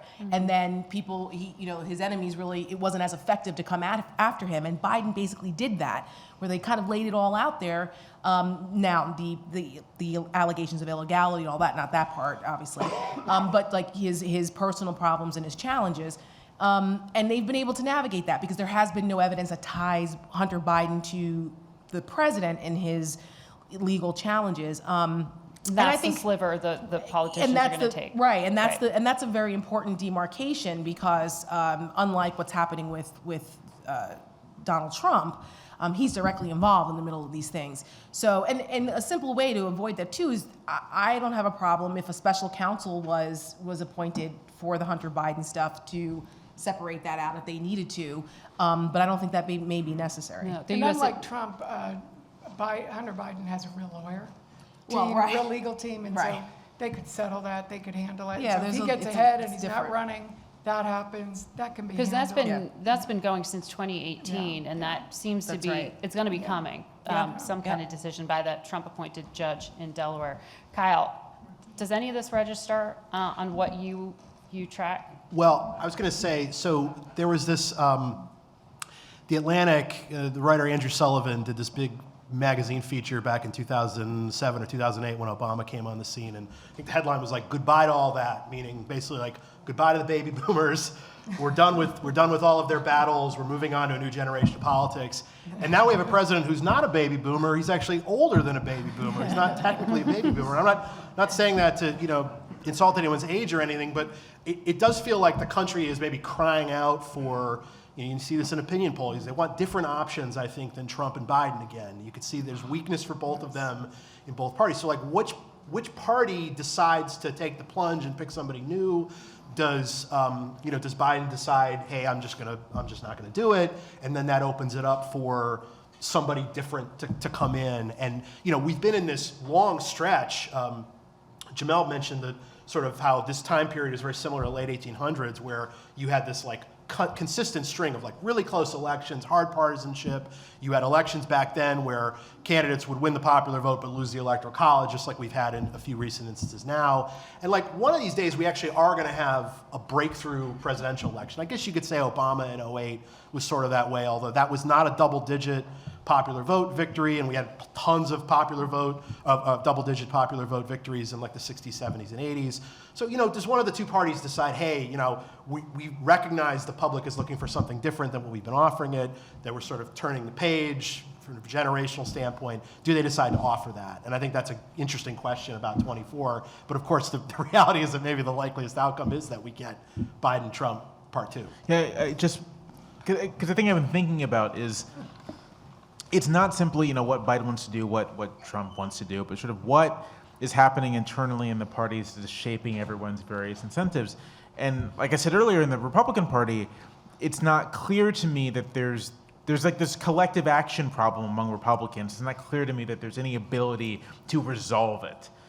You'd have to resolve that collective action problem in order to actually stop Trump. And for Democrats, I think one thing that should not be forgotten is that there is a real ideological divide within the Democratic Party that showed up in 2016, that was present in 2020, and Biden exists as sort of a consensus candidate that obviously moderate Democrats can very much live with, but also Democrats on the left can live with for a bunch of interesting reasons as well. And if Biden is not the person at the top of the ticket, there isn't a real fight, right? A real fight for which faction in the Democratic Party is going to be able to claim national leadership. And it's not clear to me that anyone really, not clear to me, Biden has appetite for kind of letting that happen, but not clear to me that anyone really has an appetite for that given the state of the Republican Party, right? I think that if the MAGA Republicans were in obvious decline, Biden would step down, right? I think that's the case. But as long as there is a feeling that the risk is too high for Democrats to be involved in kind of like internecine warfare over the direction of the party, that is a real limit on what people are going to do. You can see this operating in Congress right now. Like progressives in Congress have more or less been like loyal Biden soldiers for the past 2 years. Thanks to Pelosi's leadership.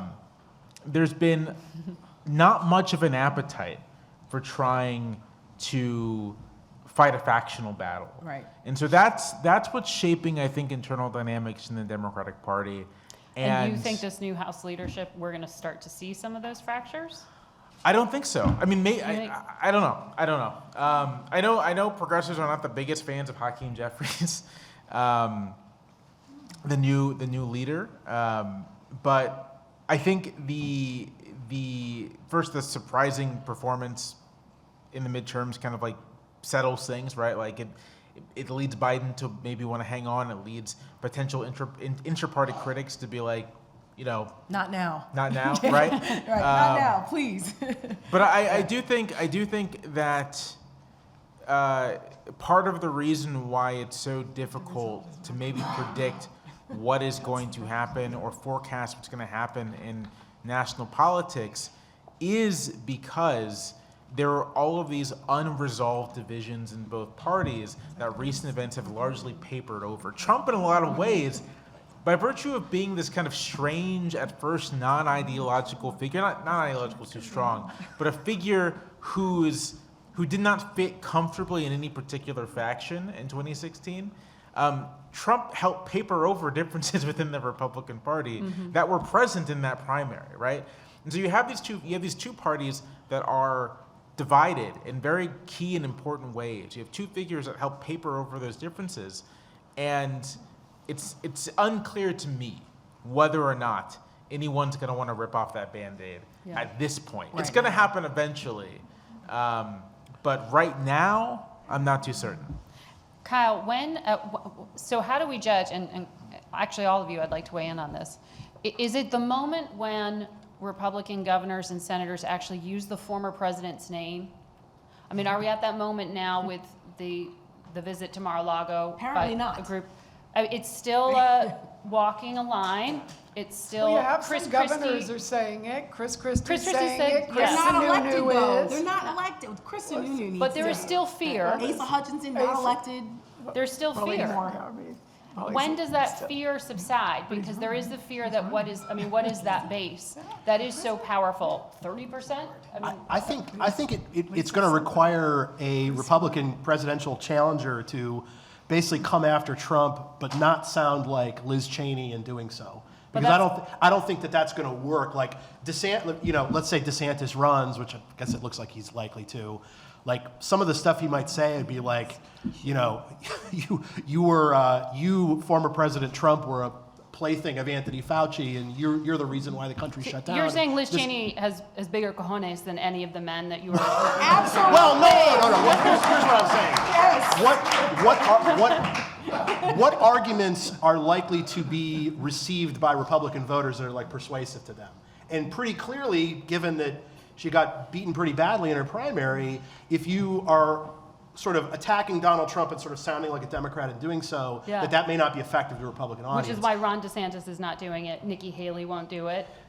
And- Governor and- Hogan is doing it in Maryland. Yeah, and you know, And he may run. But it's, but that, to me, that's sort of the question is that, you know, like, is there a candidate out there who's capable of doing that, and can that person actually, you know, take the nomination from Trump? One other point I was going to make, there's this sort of old construction, I think Ron Brownstein, the longtime political analyst, came up with that applied to the Democratic Party, which was this sort of beer track versus wine track in a presidential nominating process. And so a great example is Obama versus Clinton in 2008, that Clinton was like getting, you know, Clinton won West Virginia by 1,000 points, and Obama was winning a lot of the more sort of affluent, highly educated suburban areas, and you saw that sort of track across that very dramatic and close primary. And I'm sort of thinking about that in like DeSantis versus Trump terms, whereas if you look at some of the polling, you do see that DeSantis maybe does a little bit better amongst Republicans who have a four-year college degree versus Republicans who don't. And so maybe DeSantis is then sort of like the wine track candidate. You can also see some of the elites on the Republican side, sort of the opinion makers who maybe are more open to DeSantis than the rank and file. But the thing is that I think in that sort of construction, in a Republican primary, you'd still rather be the beer track candidate, which is what Trump would be in that sort of situation. So that's, you know, just, DeSantis is pretty beer. but not like Trump is. I think that's a really Maybe astute he's, point. Like DeSantis, part of the Maybe he's DeSantis craft problem beer. is that he's Yeah. worked so hard to mimic Trump, sort of like Literally. physically, Like, kind of like literally. everything, that it does make it hard for him to make an anti-Trump argument for that reason. But the other thing is that DeSantis, in a lot of ways, is a throwback to a Bush Republican. He's an Ivy League educated guy with a military background who I think is kind of a sincere weirdo, but. He is. But credential-wise, is very much on that wine track, and I think the extent to which conservative media elites are very into DeSantis, like the National Review crowd loves DeSantis, I think is like a clue as to who he appeals to and his very real weaknesses in a contested primary for the Republican nomination. I'm very much bearish? I'm bearish on DeSantis.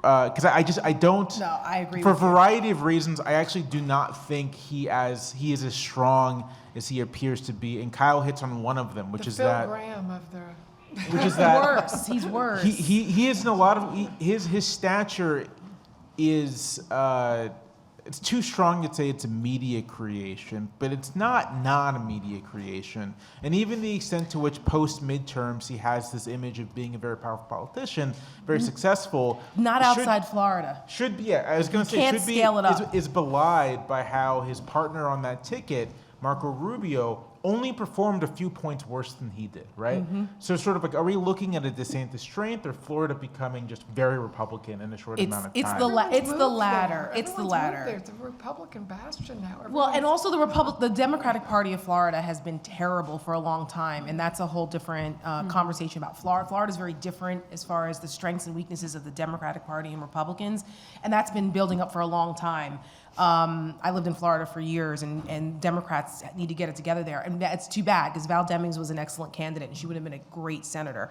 But listen, Ron DeSantis will not survive one debate with Donald Trump. Not one. Why do you say that? Because he doesn't have it. Because he let Charlie Crist, who is one of the most mediocre candidates out there, who can't decide if he's a Democrat, Republican, Independent, he took a shot on the chin from Charlie Crist and couldn't recover on a very basic question of, will you commit to being governor for 4 years of the state of Florida? And Ron DeSantis looked like he got hit by Mike Tyson. Now, if Charlie Crist can land a punch on you like that, imagine Donald Trump doesn't play fair. And I've got news for you, and Barbara knows this. Ron DeSantis was like a C-list congressman, and a very strange guy. He wasn't the most popular guy. He wasn't, at the popular table in the cafeteria. He is completely propped up by Donald Trump in Florida. He was a nobody. Adam Putnam was supposed to win that race. It was supposed to win that primary. It was because off the strength of Donald Trump that Ron DeSantis became Ron DeSantis. So he doesn't have it. He is a paper tiger, and people will see right through it. He's a terrible retail politician. Could you imagine this guy in Iowa? In diners in Iowa or in New Hampshire, the retail politics part of what is required to run as a Republican for president, Ron DeSantis doesn't have it. People are going to find that out. So, but he also has a lot of baggage. And for those who know, especially in Florida, and at the Lincoln Project, Rick Wilson is one of my partners, one of the co-founders there, and he is very in tune with what goes on in Florida. And believe me when I tell you, a lot of people who worked on Ron DeSantis's governor race in 2018 also work for Trump, and they're also in Trump world. They know the skeletons in Ron DeSantis's closet, and all of the hit pieces you've seen so far come out, believe me, have come from Trump world. They're already laying the foundation. So I strongly believe that Ron DeSantis will not make it, despite being propped up by the Gentry Republicans and the Country Club Republicans who wish for him. Yeah. He is not going to survive the onslaught of the Trump world attacks on him. I want to come back to something I raised to Kyle earlier, which is, and I'm thinking about it a lot these days, the special counsel, and the idea that this will come ultimately to Merrick Garland's decision, even though there's a special counsel appointed here, that you could run headlong into the 2024 election. You could see the possibility of an indicted presidential candidate or president, if your prediction holds true. And does that matter? And what does that do in terms of undermining trust in institutions? Because there were folks who said Merrick Garland walked into a political trap by going ahead with some of this investigation. Others would say he had to. He has no choice. The law is the law.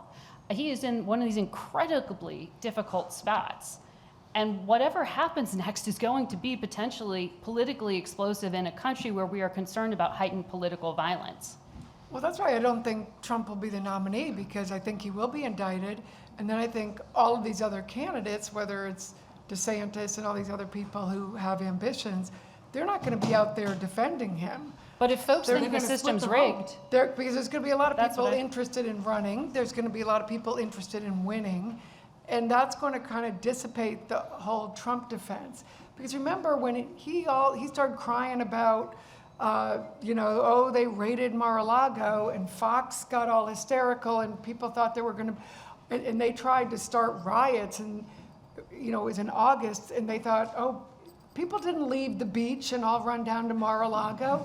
It was over pretty quickly. It was, Dan Bongino got hysterical for about a night, and then everyone was like, ho-hum, and they didn't care. It's kind of over, and I think now, when he started attacking, because he will attack DeSantis, and because people now are invested in him, and he'll start attacking others, people didn't like that, because they were like, wait, we like this guy. That's hurting him too. So all of that will start also, weakening his whole operation. And yes, because they all have this money they want to spend of Trump's, they will start using it to attack people, but that will weaken him. And then, Until they don't. The National Review put out a whole issue that said against Donald Trump, and then guess what happened? No, they're not going back. They won't. Yes, and I agree. But they won't. I'll believe it when I see it. I wish I were as optimistic as you are. And I don't like that they're with DeSantis either. But yes, at any that's rate, true. The interesting thing about the indictment question, just about the trust in the system part, is it goes both ways, right? Trump is indicted, and you have a bunch of people who are like, system is rigged. The libs control everything, and they're out to get us. Trump is not indicted, and you have a lot of people who are like, well, does the law even matter anymore, right? Exactly. Like, what does it even count? If you can do these sorts of things and escape any kind of criminal punishment, then like what? There's no law, really. at least not for certain people. Right. So I do agree that Merrick Garland is between a rock and a hard place here. I think that this is a tough political question. I'm not sure how it would impact the election. My honest sense is that precisely because Donald Trump is a celebrity and reality TV star first and politician second, that an indictment isn't going to really harm him that much politically. Right. It's not. It'd be different if that were reversed, right? Like if he were a politician, became an influencer or something. But because the baseline of Trump's national appeal is a decade on television as the best businessman in the world, which I think is a really underrated thing in trying to understand his political appeal Yep. and his ability to retain strong supporters. Because that's the foundation, and because something like an indictment actually, it He slides raised very like easily. $200 million off of it. It slides very easily into that, you know. You know, it's not a hard thing to spin in that context. I'm not sure how it plays out, but I did want to say that the trust in institutions part of it, either way it goes, there are going to be people who lose trust in institutions further. Well, it hasn't worked out well for Steve Bannon. It hasn't worked out well for, what's his name, the other, Stuart Rhodes? yeah, I mean, well, the other 800 people. Yeah, which one? But There's also a lot of the Sandy Hook guy. Alex Jones. The Alex Jones. The legal system has worked very well, and I think that's the one thing that has been going, that we are seeing our legal system work very well and hold these clowns accountable. And, and I think that's what you're going to see, that the legal system has, and I think even conservatives who have looked at this, I think you're seeing National Review, legal conservatives are looking at this and saying, these were good cases. Yeah. And they're saying that in the case, in all of these cases. And I think they're going to have to look at that with Merrick Garland. They're still and very say, careful when they say that on air on television. Right. I And was think just the Trump going to thing- say, and that part of that is because back to David I Ramanav's just point interviewed before. Mike Pence Yeah, recently. right, Yeah. which it's so difficult with Mike Pence. I said my cat Tiki has a better shot of getting the presidency than Mike Pence does because he just doesn't have a constituency other than Mother and maybe like a couple people in a Baptist church. I don't know who Mike Pence thinks is voting for him, but anyhow. The institutions, the degradation of our institutions and the confidence in them has been one of the motivating factors for why I've been so vocal in this pro-democracy movement against Trumpism. Because when you start to lose that confidence in institutions and you start losing confidence in law and order in our Constitution, that's when you lose your democracy. Because institutions don't defend themselves. Democracy doesn't defend itself. We have to defend those things. And when you have Republicans who know better, willing to compromise those institutions and the foundations of them, that's when things become very dangerous. And that's when you start seeing this authoritarian light coming out of the Republican Party that has been so incredibly alarming for me, and why I'm not as confident as Barbara is that the Republicans are now ready to go all of a sudden become Bush Republicans again. That's dead and gone, because if they were, they wouldn't, but if they were, they would be, to Margaret's point, a lot more unequivocal and definitive in their condemnations of what's going on. But they've allowed so much of this to take place, and they've allowed so many of these people who Trump has unearthed to win offices in some places and to be out here with legitimacy. They've mainstreamed this. For Lincoln Project, we focused on the state governors' races and the Secretary of State races for the first time in a long time in midterms. Most people don't pay attention to the state Secretary of State. They couldn't name who they are.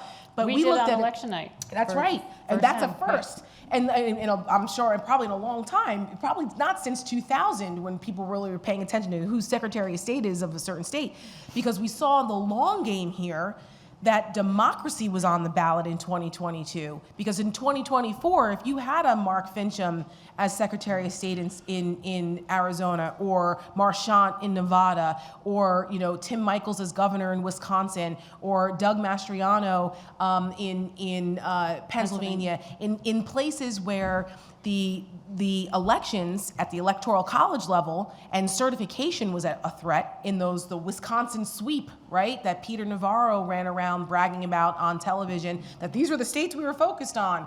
They learned their lesson and how to do it this next time around if it wasn't successful. And so we were focusing on making sure those people never saw the light of day as elected officials, and we were successful in all of those races except for the one Nevada race for governor. But that is really, again, back to institutions. When you start undermining the institution of voting, that is our fundamental power as a democracy here. That's where things start to get very uncomfortable. And we saw in the 20th century what happens when people get complacent and think it can't happen here. There are a lot of places in Eastern Europe and in Germany and Italy that thought it couldn't happen there, and it did. And we are not that far off from going down those paths if we don't stop that. And so that's why I'm not as confident that because there aren't enough Republicans who haven't come out clearly to say enough is enough to protect those institutions. They've done more to weaken them. Kyle, I want to give you the last word because we are at time there. I just had one final point I wanted to make about the Republican presidential contenders or the Democratic contenders, if there are any, and that is that you just think about recent history, like Scott Walker, Kamala Harris, Rick Perry, like all these candidates who look great on paper, and then they run for president, they just totally fall on their face. So you guys were mentioning some of the problems that DeSantis Jeb potentially Bush. has. Yeah, I mean, What happened to Jeb? Poor Jeb. Please clap. Everybody looks great until they become a candidate, and then you actually have to see how they perform. So for all of their warts, we have seen Biden and Trump perform in the past. Not necessarily true for a number of these other candidates. Fair point. Well, it'll keep us all busy. It certainly will for me on Sundays on Face the Nation. Thanks for all of you for the conversation tonight. It's good to talk to you. Thanks, everyone, for coming.